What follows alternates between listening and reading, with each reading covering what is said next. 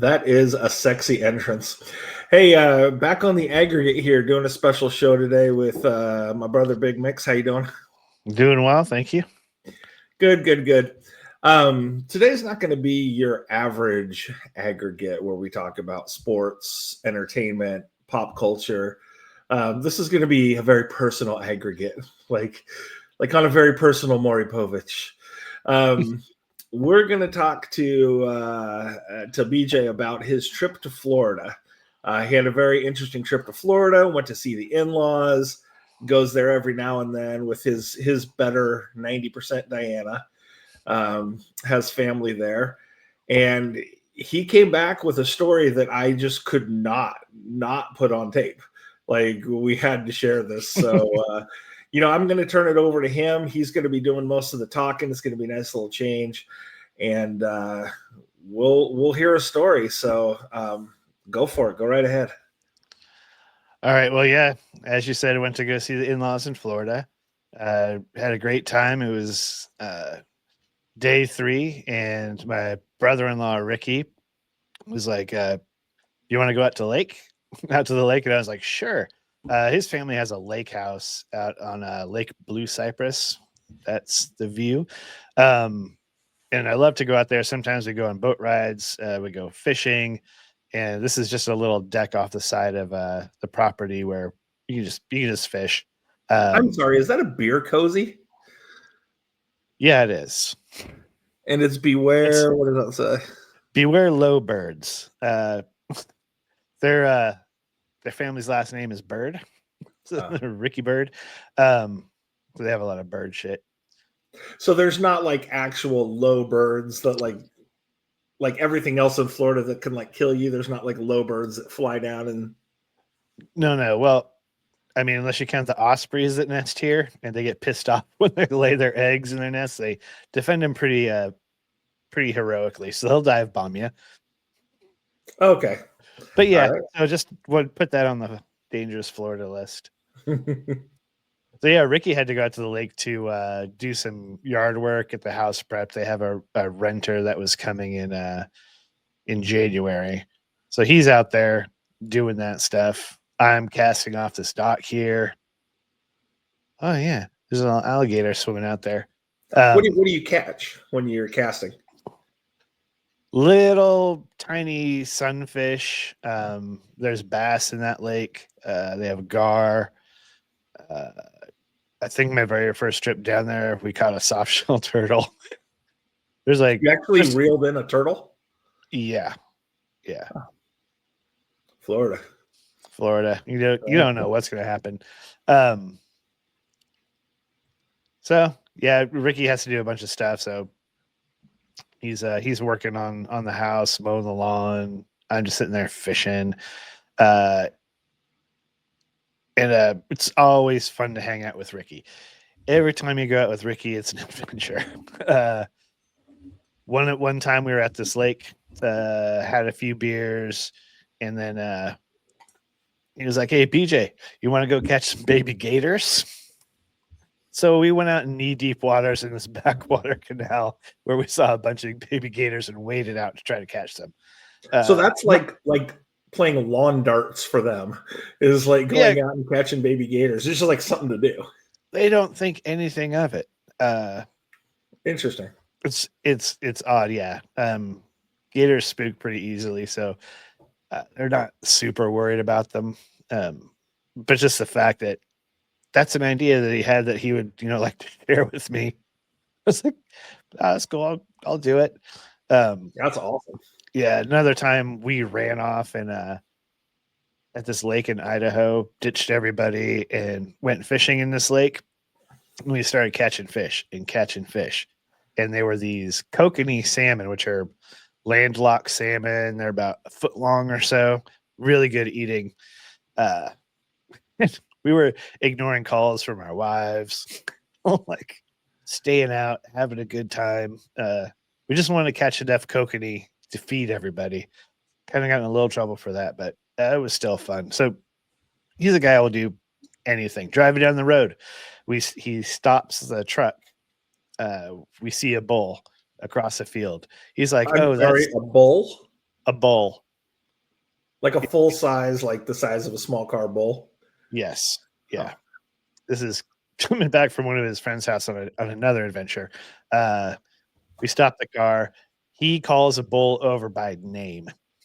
It trots across that whole field. And the next thing I know, I'm sitting there drinking a beer, petting a bull on the head over the tiniest barbed wire fence you'd ever want in between you and a bull. So, Wow. Yeah, Ricky just kind of goes for it. Ricky just lives the life, doesn't he? Yeah, he does. He is a good. He works real hard and he plays real hard. But Good for him. yeah, the good thing about Ricky though is he's a super smart guy, and every time I go out with him, I learn something. He knows everything about where he lives, like a lot of conservation stuff, farming stuff, people stuff. He's a wealth of knowledge of that area, so it's good to have him as a guide for these things. So, you know, this particular day we kind of packed up, got in the golf cart, went around to see what was going on in the rest of the fish camp, and it's like a little neighborhood of canals, and it's kind of surrounded by water. So Ricky wanted to go see what the camp was looking like. We ran into a few people, said hi, fished a couple of the canals. We couldn't catch anything, even though there was obviously fish in the water. But there was another guy catching these. I think they call them quee-quees. Apparently, it's the sound this catfish makes when you pull it out of the water. But none of the people there really like him. But there's some like Asian immigrants who come and fish for them all the time. They think they're the best. They pull these little squeak, squeak, or whatever catfish out of the water. And then that's when we started seeing gators and stuff. This one was there when we actually came back. It's about a 12-footer. Fun stuff. Yeah, I was gonna say, how can you tell? You've been to Florida enough. How can you tell how big a gator is by just seeing like a picture like that? You see the size of the snout here is pretty large, and it's hard to tell from a picture and it's zoomed in. So you can sort of tell by the size of the snout and the space between the eye bumps. I learned this that day from this by Ricky. The eye bumps are about 9 inches apart, so 9-10 inches apart, and I think it's about a foot an inch roughly. So it was somewhere between a 9 and 11-foot gator. Wow, this is like watching Croc Hunter, man. This is amazing. Yeah, and this is the deck right next to their house. That I took this to show people. They're like, "Aren't you afraid of gators?" And you're like, "No, but I don't know if anybody else does, but I always watch this edge because it's only a foot down to the water and they can jump out of there." So I was going to ask. I feel like they could come out of the water and just hang out. Yeah, they probably could. Not too hard. That's the entrance to the lake house. So we get back, pack up. Ricky's starting to pack things up, and he says, "You want to go out to see my buddy's farm camp or hunting camp?" I'm like, yeah, sure. Because Well, why it not? sounds like if Ricky asks you, "Do you want to go see something?" you just got to say yes. Yeah, because you don't know what's around the corner. You want to find out. Yeah, and it's going to be an education. It might be a little bit scary, and it's like Dwight Schrute. Like if he asks you something, you say absolutely. That's right. And I kind of call it like my redneck dude ranch, where I don't normally do this stuff. I'm pretty much a city kid. So having the opportunity, you're Billy Crystal. Yeah, pretty much. So what Ricky wants to do shit and show me around like his life and his friends, and it's so different than mine. I'm like, yeah, why not? I'll go play redneck. And redneck in this sense is that these dudes are outdoorsy. They can do anything outdoors. They're resourceful. They're smart. Not your typical dumbass redneck. These are all pretty intelligent people. they know their shit, but rednecks nonetheless. So I'm like, yeah, sure, let's go see the thing. We leave the fish camp, drive out to the main highway, take a right, and about 10 minutes later, Ricky just pulls over the side of the road. I don't know what's going on until I see the cattle fence that's all locked up. It's the only way you know that anything's there is by this cattle fence. So we go through the cattle fence, drive down a dirt road for a mile and a half or so, and up ahead we see what I think is a shooting range. There's a tent and a guy sitting underneath it with a rifle, and I'm like, we have to cross this? Can we get a cold range for a second? And does the guy ask you 3 questions to get across? yeah, what is your favorite color? Yes, Monty Python, kids, look it up. Yep. So the guy stops and we sit and talk to him for a second. His name's Todd, and he's just there sighting in this brand new gun that this first new gun ever. He thought, hell, I'm 62 years old. It's Black Friday. Never had a new rifle before in my life.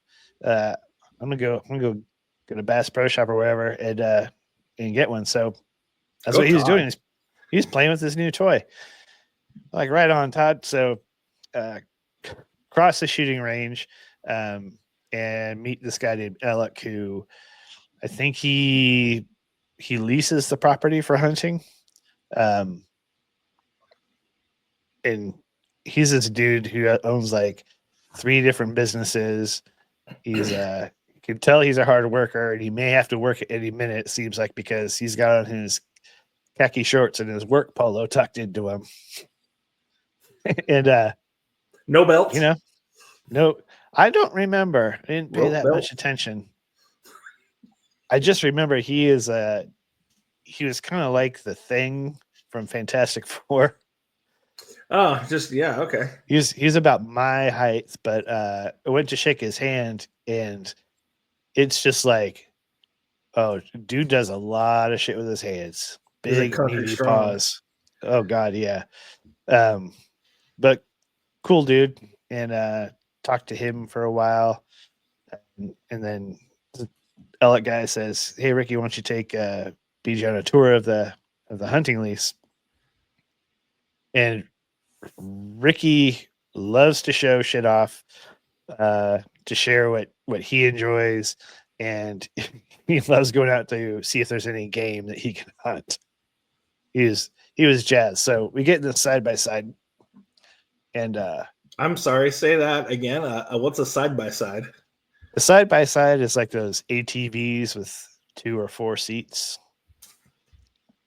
So they call them side by sides because you can sit side by side. Okay, gotcha. So we take off, and he's telling me things about the hunting lease. Focus this, Jack. Looking for game trails, and we were passing canals like this. Just before I took this picture, big ass 6-foot gator slid back into that canal. Oh, fun. Yeah, I didn't see it because I got out of the ATV too late. But we're just coming down this country road like this. There's my finger in the way. Nice. Drive down. So all this stuff we're getting through this cattle property. In here, some, couple of cows and a mom. Sure. Just doing things. There's another cow. This cow field. More pictures. It's like Florida's version of Yellowstone. Pretty much, yeah. There's a deer there. I was impressing Ricky with the zoom of my camera because we were about, 75, 80 yards away from this thing. Is this a camera or a phone? Whoa, too big. This is a phone. So yeah, I think it was at this point, Diana texted me and said, "Where are you guys?" I'm like, I have no idea where I am. Yeah, you're like, oh, honey, I can't even drop a pin. Send her a picture. Yeah. So we're out here. He's showing me the cattle ranch. There's a big rich people's club next door. He's kind of showing me over the fence.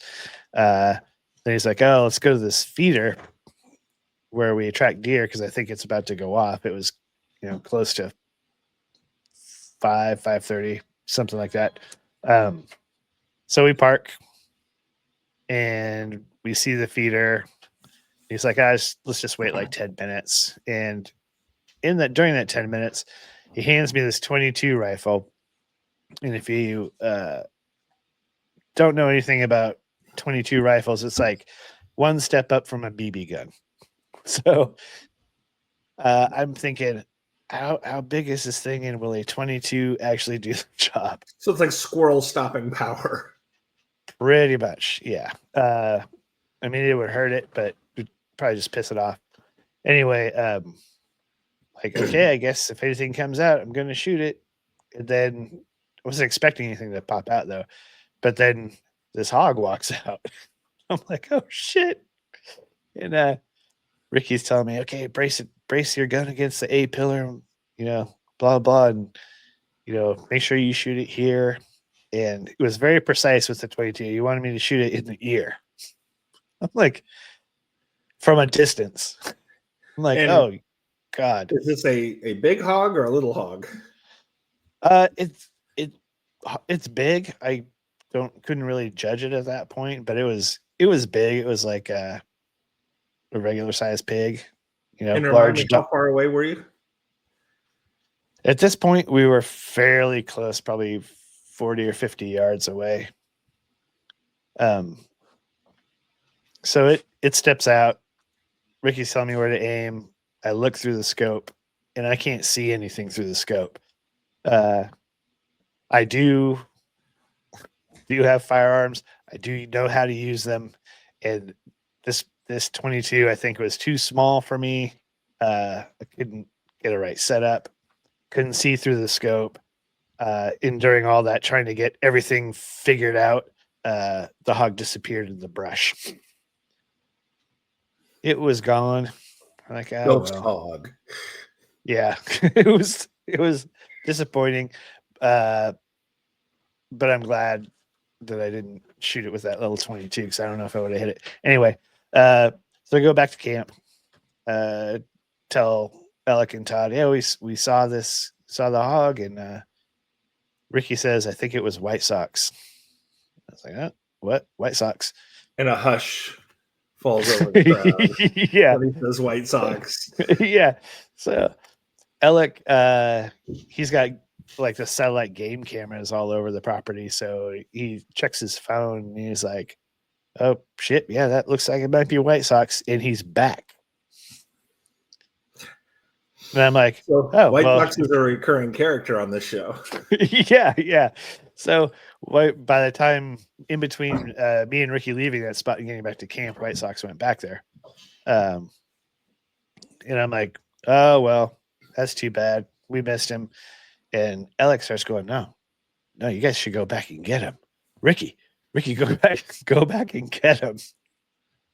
And Ricky kind of wavers for a second, and then he's like, okay, come on, BJ, let's go. And he's like, but we need a bigger gun. Like, Alex like, borrow Todd's. Ricky's like, hey, Todd, can we borrow your gun? His brand new prize gun, brand new, the first new rifle ever. He's like, Todd, give it up. Yeah, Todd's super laid back, dude. He's like, yeah, sure, why not? And he like hands the gun over in 2 rounds and sends us on our way. So before we leave the camp, yeah, can you describe the camp for me? Because you say you're at that. So paint a picture of what this camp looks like. So the camp is this cleared out sort of pasture in this oak and saw palmetto forest. It is a circle of like 5 campers. Like Winnebagos? Or like Winnebagos are on your truck.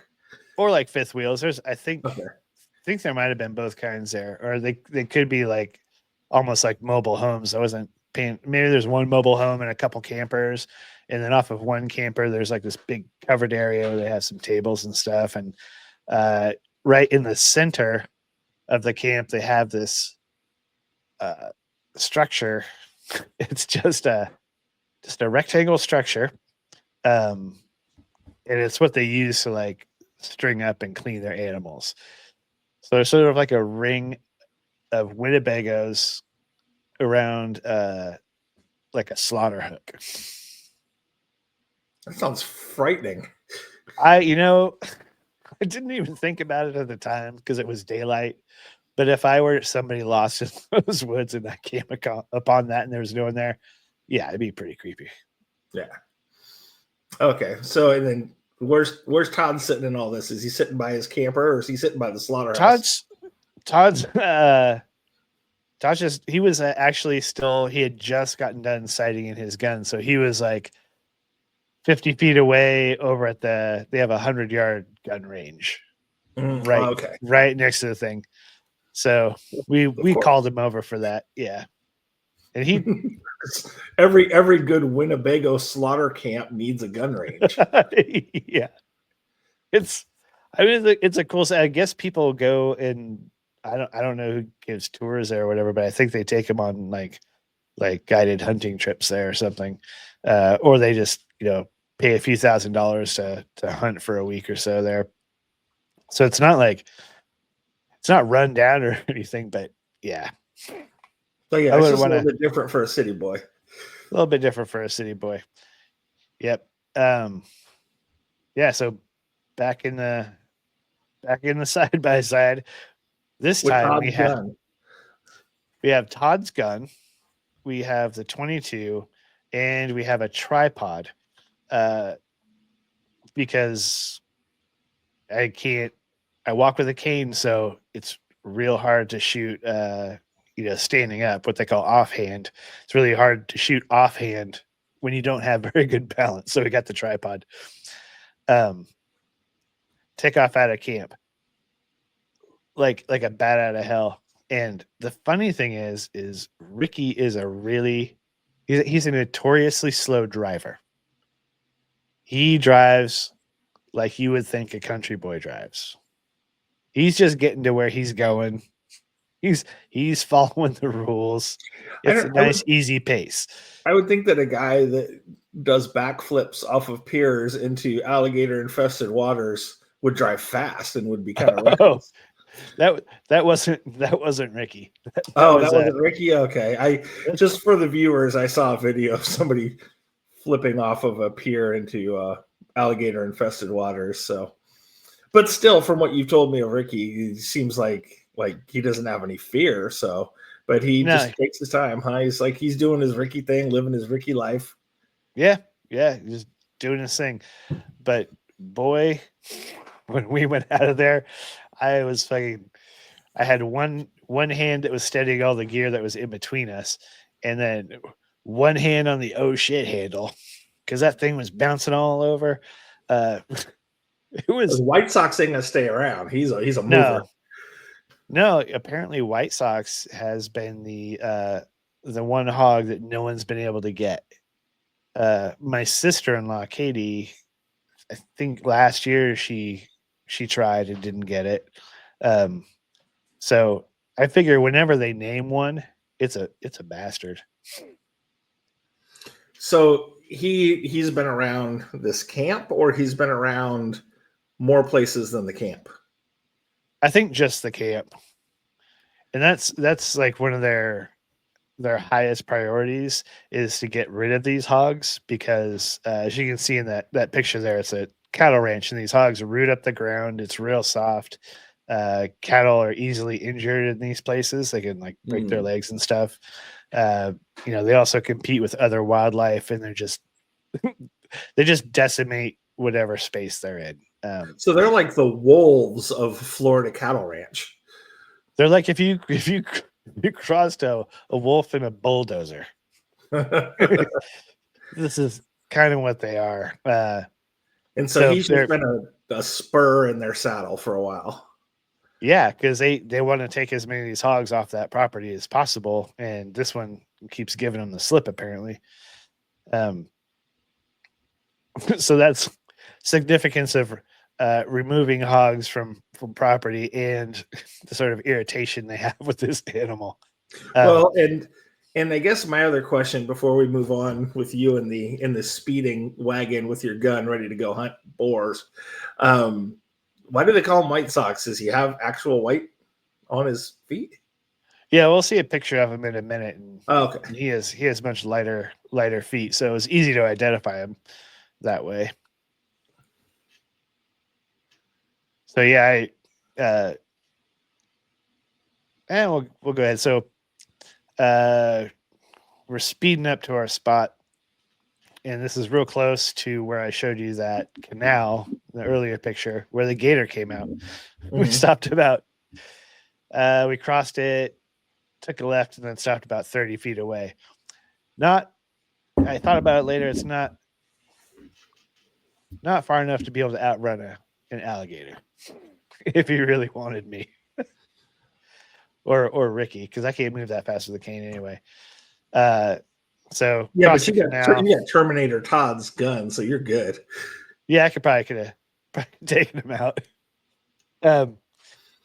And so we stopped we stopped just before this long road that goes down down to the feeder.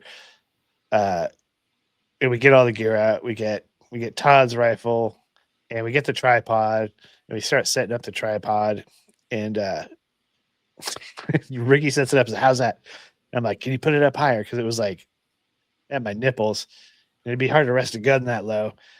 Then he jacks it up all the way. It was still too short, but gotta use what you gotta use. And you got to put it on like your shoulder.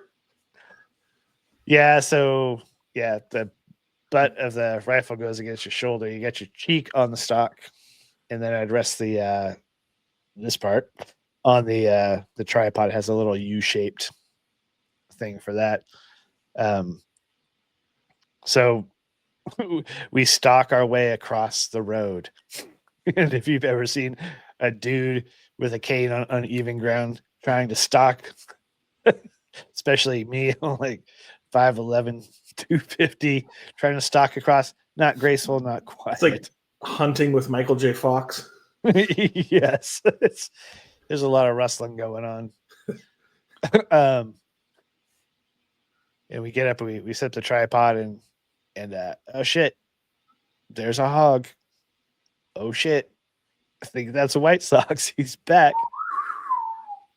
Yeah, so at this point we're much further away from the feeder. I think we're closer to 70 or 75 yards away. And I'm getting ready.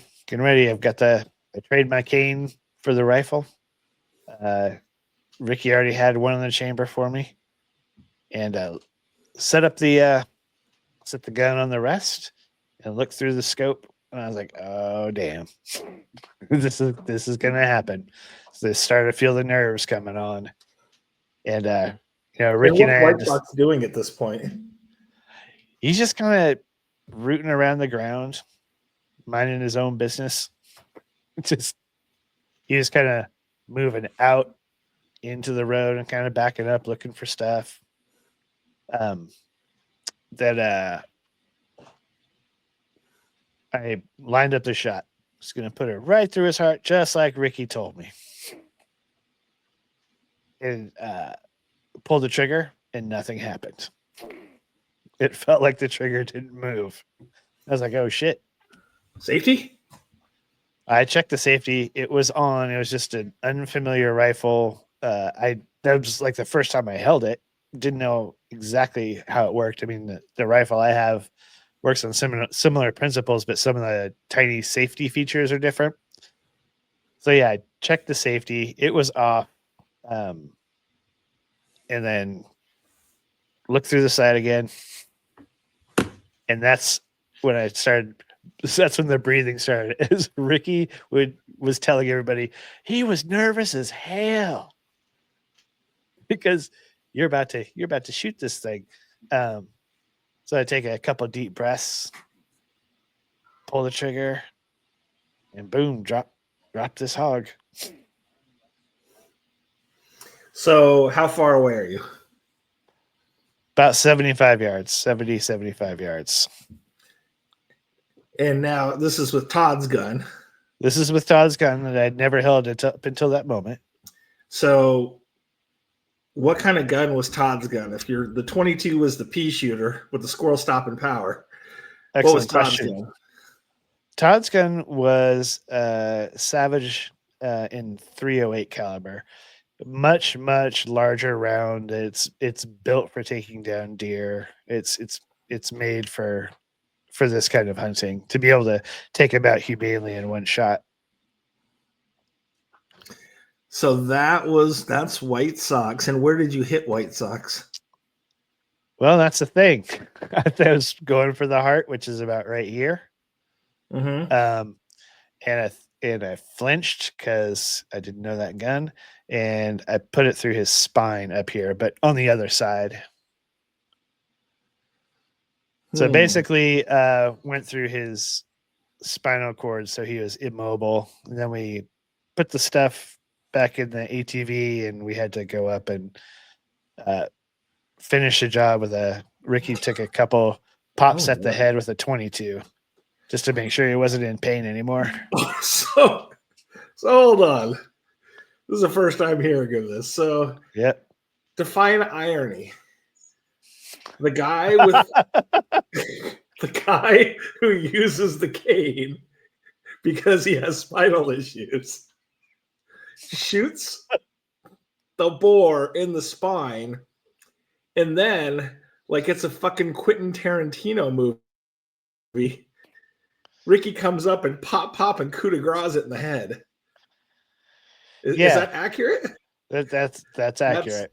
There was no amazing. There was no slow shuffle up to the boar. It was, these guys are like, they hunt these animals, but they're not torturers. Like, he is, as soon as I hit it, he's like, "Oh shit, you spined it," and he knew right away. It's like, we're gonna have to go up and mercy kill this thing. You spined it. They even got a term for it.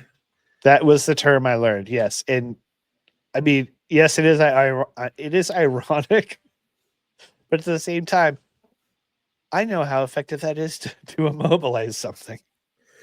So then, after you shoot it, yeah, then you guys come up like Samuel L. Jackson. Yes. You guys just walk up and say some snazzy line and just. Yep, pretty much.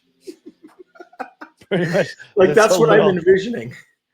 That was a lot less Hollywood than that.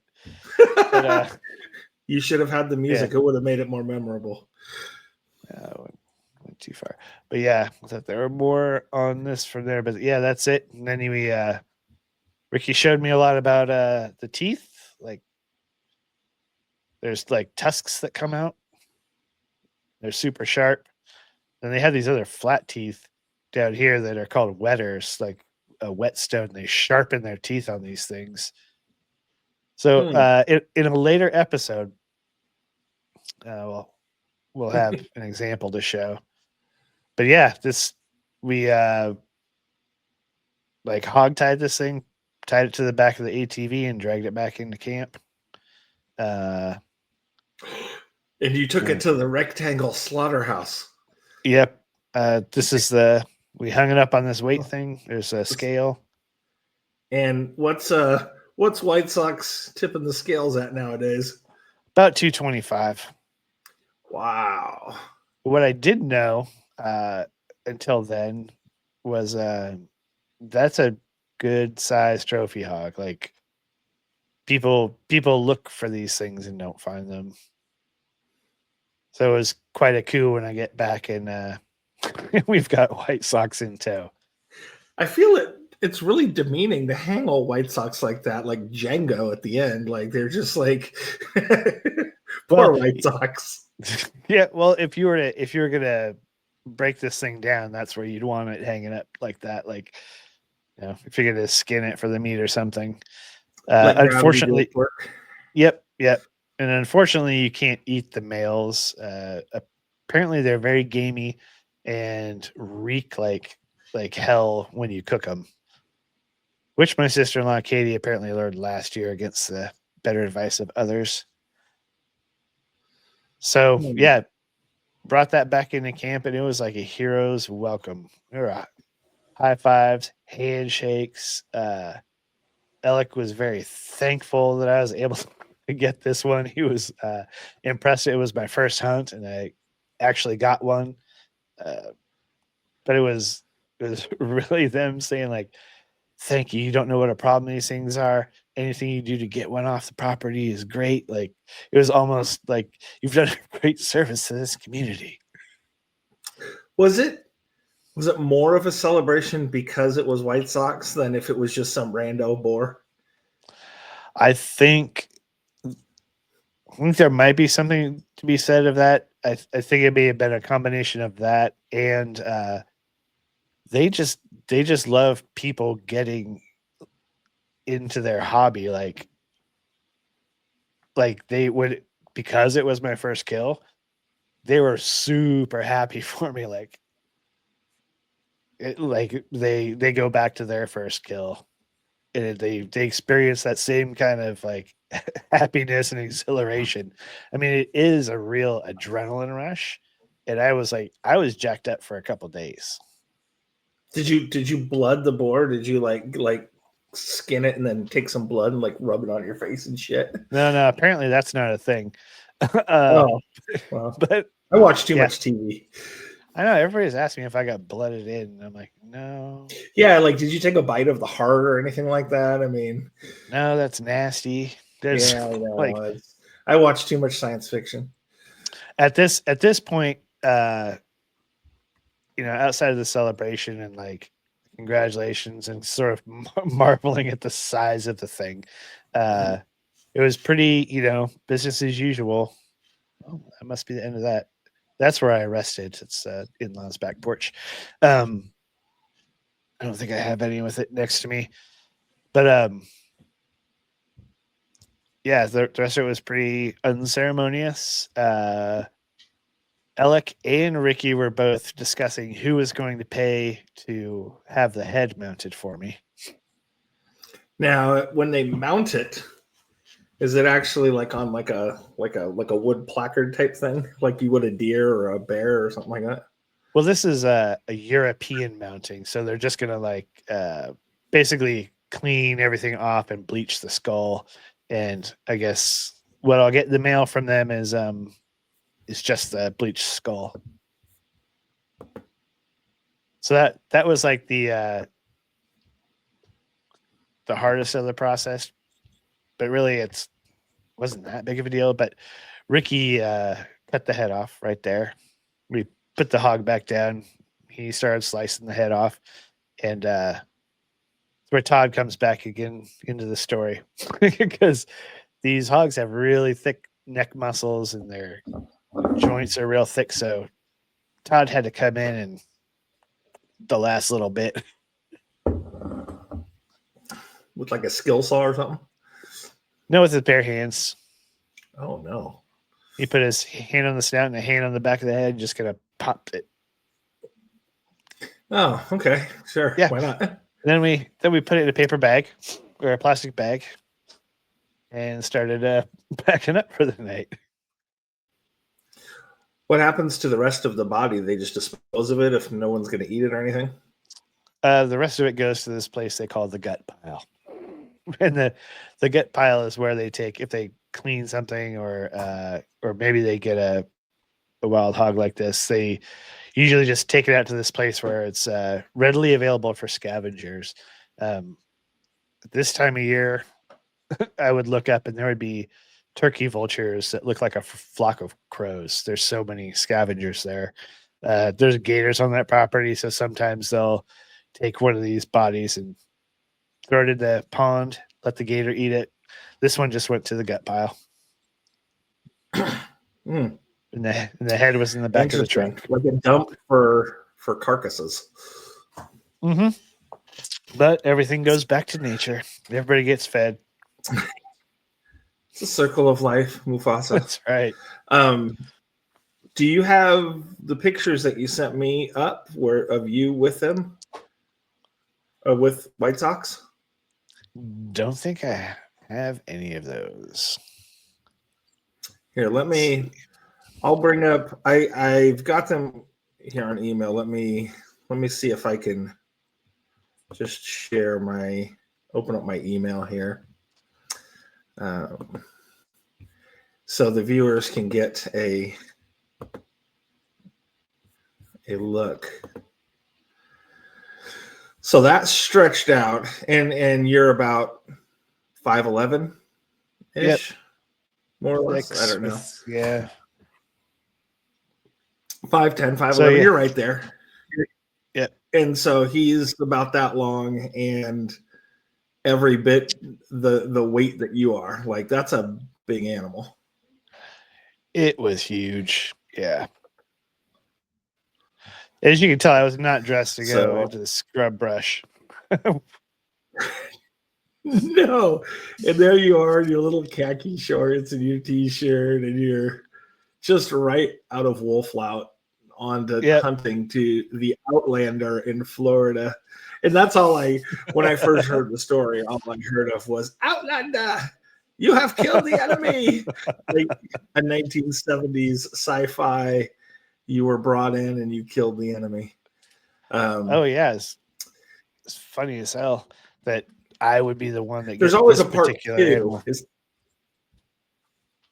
Yeah. Is there another boar that's haunting them? Because there's got to be a sequel to this somewhere down the line.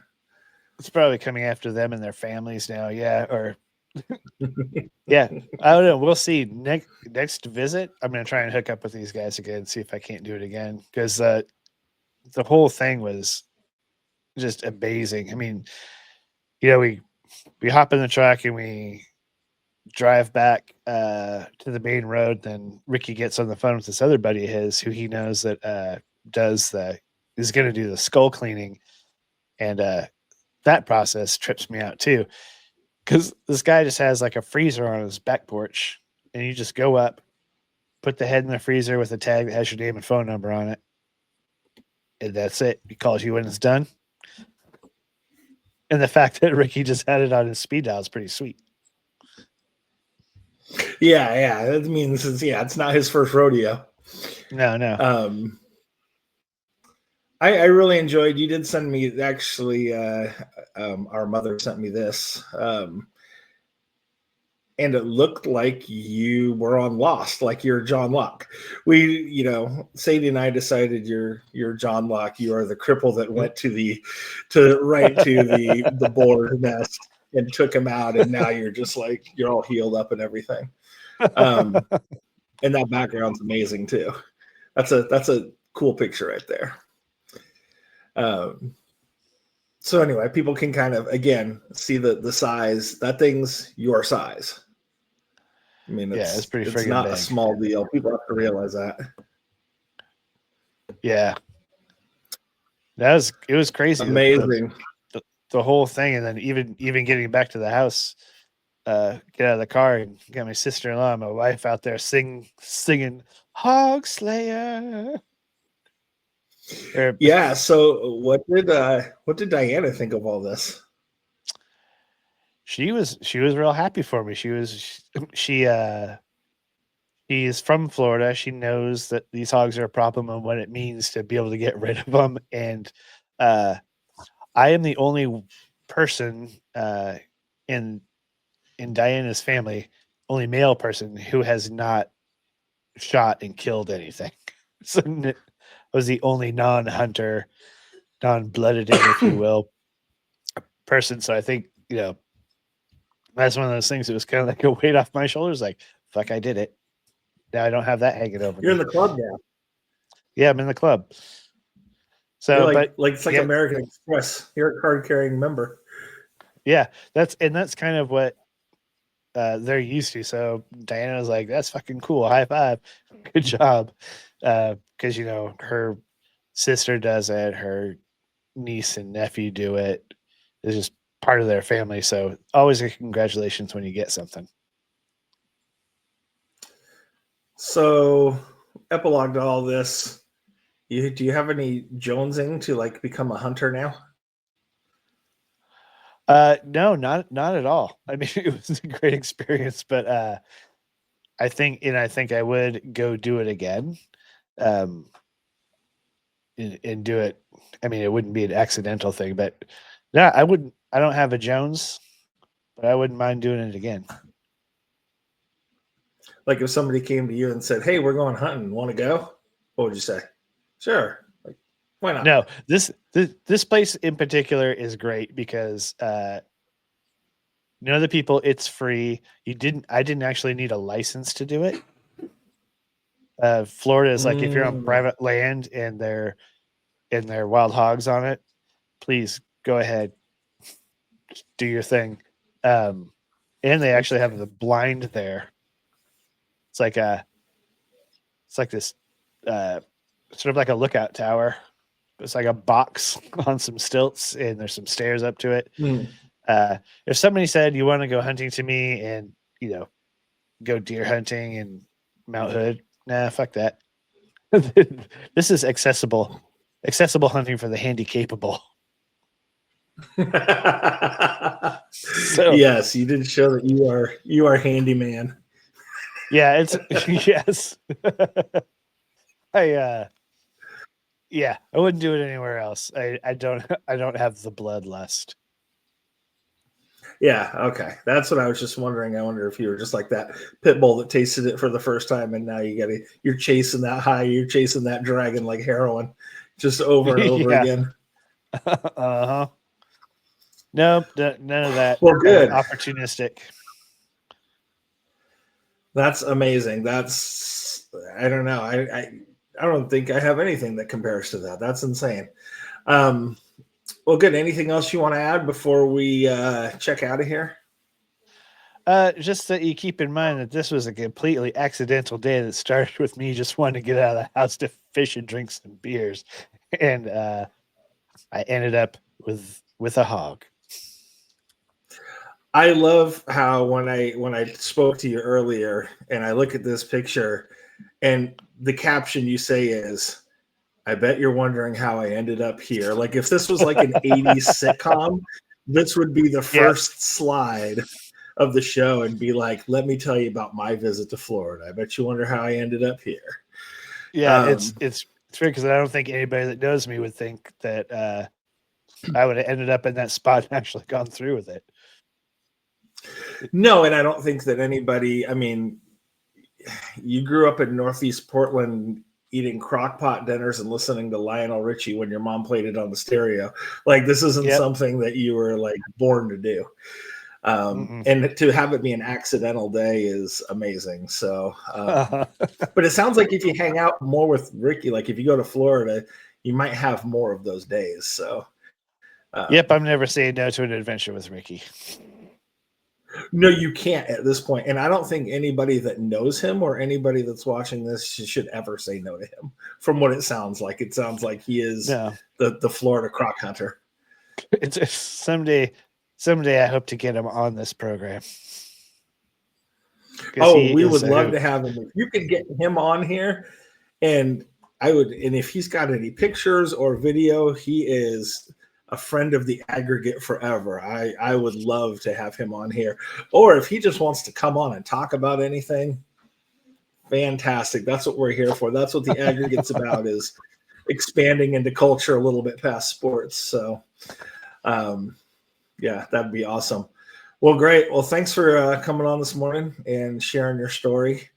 And if there's any follow-up, like when you have a skull in your hands, we need to see that.